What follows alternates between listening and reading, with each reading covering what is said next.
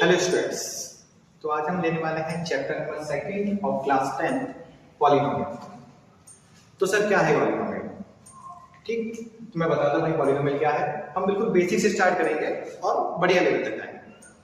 पहले हम पता करते हैं भाई टर्म क्या है। सबसे इंपॉर्टेंट टर्म क्या है? टर्म। कि भाई टर्म क्या है? टर्म वेरिएबल हो सकते हैं, कांस्टेंट हो सकते हैं, वेरिएबल इनटू कांस्टेंट हो सकता है। सर वेरिएबल क्या है?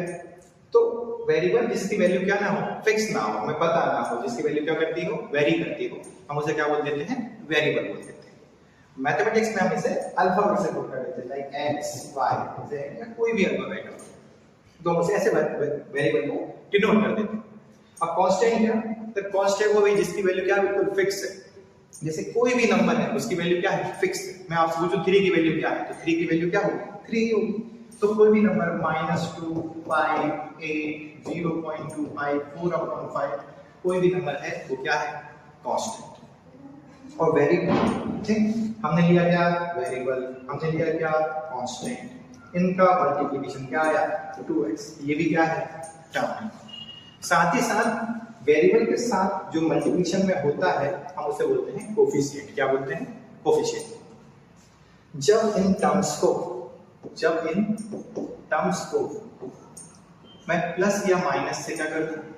कनेक्ट कर दूं। जब इन टर्म्स को मैं प्लस या माइनस से कनेक्ट कर दूं तब जाके मैं इसे बोलता हूं अलजेब्रिक एक्सप्रेशन। क्या बोलेंगे इसे? Algebraic expression. सर लेकिन हम तो पॉलिनोमियल पढ़ रहे थे। तो भाई यही है पॉलिनोमियल। ठीक, क्या बोला मैंने? कि पॉलिनोमियल एक अलजेब्रिक एक्सप्रेशन ही है। जैसे कि इसका डेफिनेशन बोलती है कि an algebraic expression where power of each variable is always a whole number और नॉन नेगेटिव इंटीजर। तो कहने का मतलब ये है कि पॉलिनोमियल एक अलजेब्रिक एक्सप्रेशन ही है, बस उसका एक स्पेशल केस है। सर क्या स्पेशल कर दिया इसने, बताओ? तो बेटा सुनो, इन्होंने क्या बोला आपसे कि कोई भी, मैंने बोला कि कोई भी टर्म्स को यदि प्लस माइनस से जोड़ देते हो तो वो क्या बन जाएगा? पॉलिनोमियल बन जाएगा। तो वो क्या बन जाएगा? पॉलिनोमियल बन जाएगा। बट ठीक, हमने क्या बोला कि पॉलिनोमियल कब होगा? जब उसकी पावर, जो वेरिएबल है उसकी पावर क्या होनी चाहिए? होल नंबर होनी चाहिए। क्या होनी चाहिए? होल नंबर होनी चाहिए। Whole number like 0 1 2 3 and 10। Variable की पावर ओनली होल नंबर्स हो सकती है और नॉन नेगेटिव इंटीजर हो सकती है। कभी भी उसकी पावर नेगेटिव नहीं हो सकती, फ्रैक्शन में नहीं हो सकती, सर्च में नहीं हो सकती, पॉइंट में नहीं हो सकती। पावर हमेशा क्या होनी चाहिए? Whole number. यदि पावर होल नंबर है तो वो क्या है? पॉलिनोमियल। ठीक है, क्लियर हुआ? ओके, आगे बढ़ते। अब हम बात करते हैं कि भाई डिग्री ऑफ पॉलिनोमियल क्या होता है। तो डिग्री ऑफ पॉलिनोमियल बात करते हैं।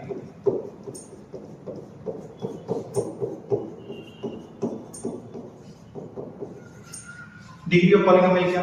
मान लो कोई पॉलिनोमियल है, ये हमने पॉलिनोमियल दे दिया, एक और पॉलिनोमियल दे देते हैं। कोई पॉलिनोमियल लिया तो उसकी जो हाईएस्ट पावर होगी, वेरिएबल की जो हाईएस्ट पावर होगी वही क्या है? डिग्री है। कि कोई भी पॉलिनोमियल हम देखेंगे, यहाँ पे x पावर 2 है, यहाँ x पावर क्या है? 1, ग्रेटर कौन है? ये।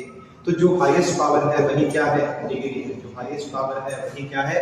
डिग्री है। इसमें x की पावर 5, x की पावर 3, तो यहाँ डिग्री क्या होगी? 5। डिग्री क्या होगी? 5। तो कोई भी पॉलिनोमियल में जो हाईएस्ट पावर है उसे क्या कहेंगे हम? डिग्री कहेंगे। क्लियर है? आगे बढ़ते हैं। आगे हम पता करेंगे भाई कि टाइप्स ऑफ पॉलिनोमियल क्या होते हैं। तो टाइप्स ऑफ पॉलिनोमियल में हम पॉलिनोमियल्स को 2 पार्ट्स में डिवाइड कर देते हैं।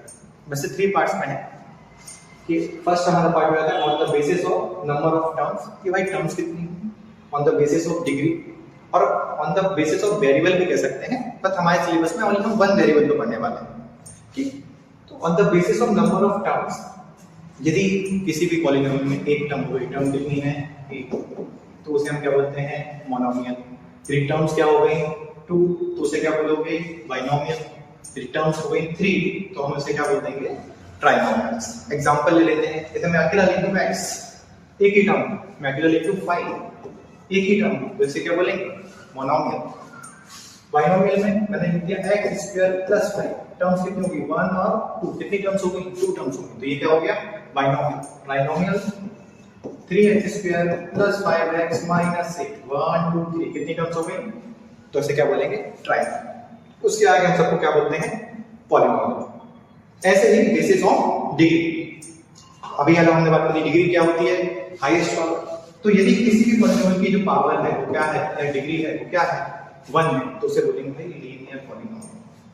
किसी पॉलीनोमियल की डिग्री क्या हो जाए 2 हो जाए तो उसे हम बोलेंगे क्वाड्रेटिक पॉलीनोमियल, और वैसे ही यदि डिग्री क्या होगी 3 होगी तो हम उसे बोलेंगे क्या क्यूबिक पॉलीनोमियल। डिग्री 1 है मतलब ओनली x की पावर क्या होनी चाहिए 1 होनी चाहिए।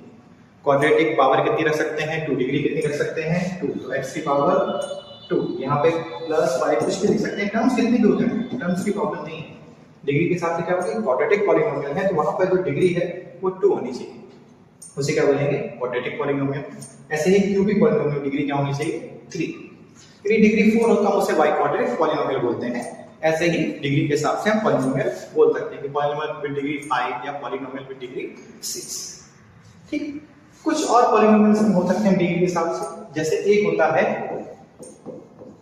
Constant polynomial.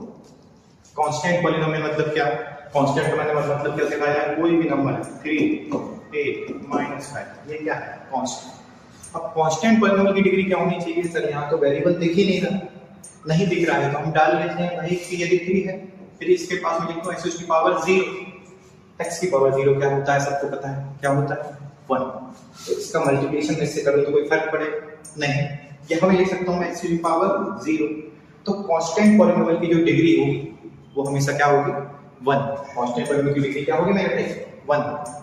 एक और पॉलीनोमियल है वो है जीरो पॉलीनोमियल। कौन सा पॉलीनोमियल है जीरो पॉलीनोमियल। जीरो पॉलीनोमियल मतलब क्या सर जीरो, क्या हो गया जीरो। अब इसकी डिग्री क्या होनी चाहिए, अब जीरो पॉलीनोमियल मैं इसके पास लिखती हूँ x की पावर 5, x कोई भी नंबर हो दुनिया का जब उसका जीरो से मल्टीप्लिकेशन होगा तो वो क्या बन जाएगा जीरो बन जाएगा। मैं और लिखूं कि 0 मल्टीप्लाई x की पावर 99, तो x की पावर में कितनी भी रखूं कुछ भी रखूं आखिर में 0 से मल्टीप्लाई होकर वो क्या बनने वाला है जीरो। तो जीरो पॉलीनोमियल की जो डिग्री होगी वो क्या होगी अनडिफाइंड, वो क्या होगी अनडिफाइंड। समझे यहाँ तक क्लियर।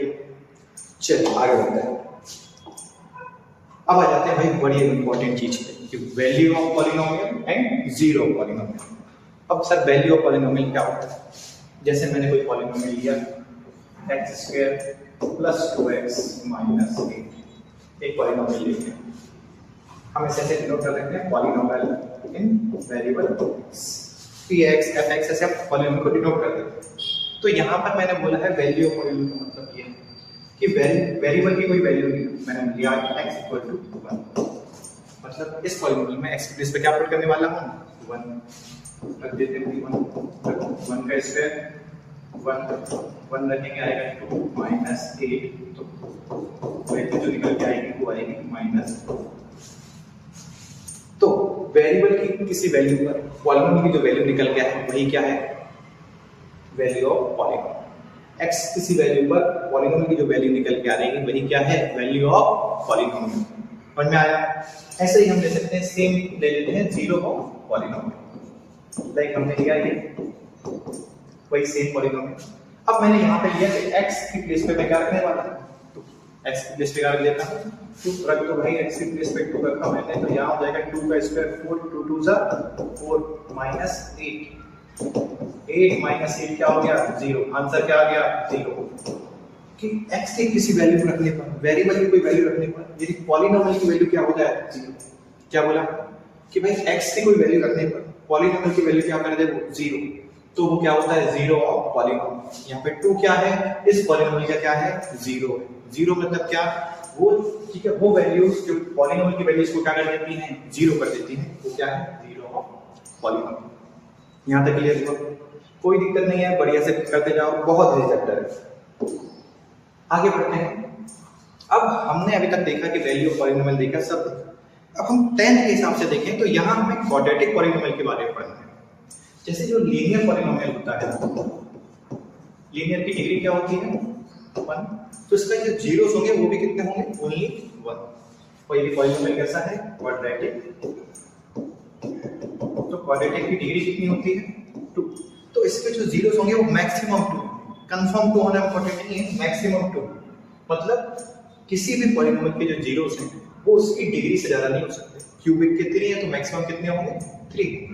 तो इस चैप्टर में हम पढ़ने वाले हैं वो हम पढ़ने वाले हैं क्या कि क्वाड्रेटिक पॉलिनोमियल से डील करने वाले हैं।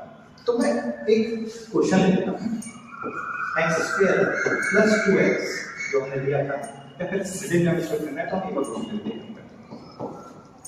x² - 4x - 21। इस क्वेश्चन में हमने बोला है कि इस क्वेश्चन क्या करना है, इसके जीरोस निकालना। तो जब भी हमें जीरोस निकालना है हम एक मेथड का फॉलो करते हैं, उसे बोलते हैं मिडिल टर्म स्प्लिट। मतलब इस बीच वाले टर्म को क्या करना है, स्प्लिट करना है कि मैं इसके क्या निकालता हूं, जीरो निकालना। तो बस हम सिंपल क्या करना है इस क्वेश्चन में कि जो भी हमारी टर्म है, जो भी x का कोऑर्डिनेट है, x का कोएफिशिएंट है, सम करने पर कोई भी दो नंबर का सम करने पर क्या आना चाहिए -4।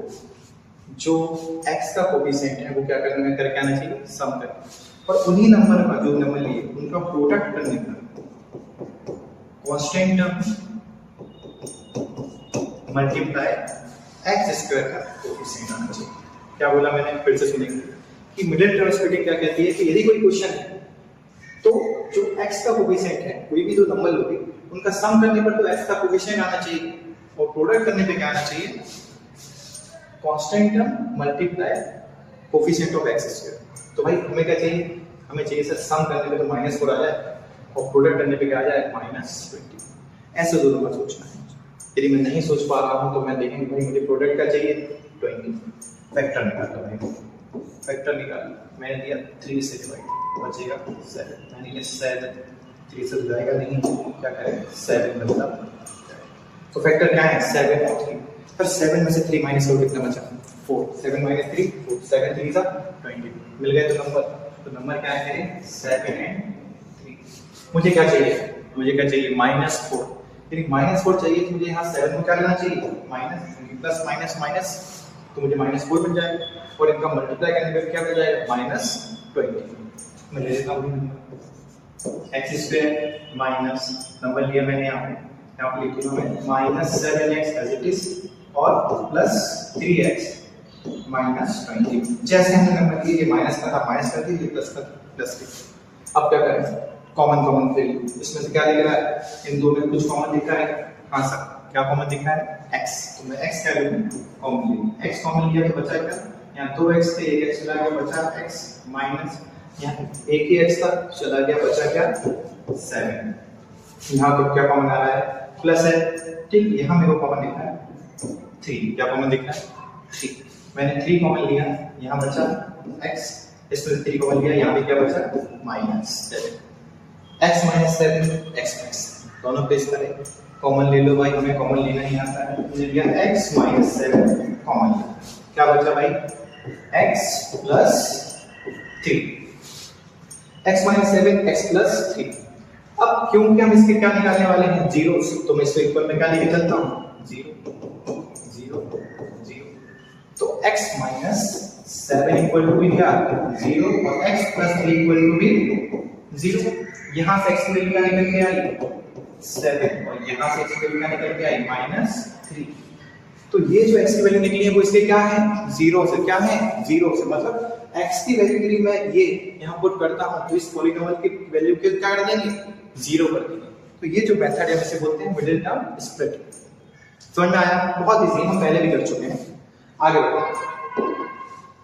अब भाई इस चैप्टर का बहुत इंपॉर्टेंट चीज आ गई, relation between the zeros and coefficient of quadratic polynomial. क्या बोल रहे हो सर, समझ में नहीं आया तो क्या करिए, एक पॉलीनोमियल का हम स्टैंडर्ड फॉर्म लेते हैं क्वाड्रेटिक इक्वेशन में ax² + bx। यहां पर जो a b c है वो क्या है a b c क्या है रियल नंबर। इस साइन का मतलब है बिलोंग्स टू, ठीक है। a b c क्या है रियल नंबर्स। तो यहां पर हमने देखा गया बोला कि इसके जो जीरोस होंगे, इसके जो क्वाड्रेटिक पॉलीनोमियल के जीरोस होंगे, वो जीरोस होंगे क्या अल्फा और बीटा। नाम रख दिया जीरोस के, कोई भी नाम रख सकते थे, हमने क्या किया अल्फा और बीटा। तो ऐसा देखा गया कि जब भी किसी भी पॉलीनोमियल के जीरोस को प्लस किया जाता है, सम ऑफ द जीरोस हमेशा क्या होता है माइनस बी अपॉन ए। क्या सर, क्या माइनस बी अपॉन? तो भाई ऐसा पाया गया कि जब भी टू जीरोस का सम करेंगे तो जो आंसर आएगा वो आएगा coefficient of x upon coefficient of x square. और जब भी इनका प्रोडक्ट करें अल्फा इंटू बीटा तो आएगा c अपॉन ए।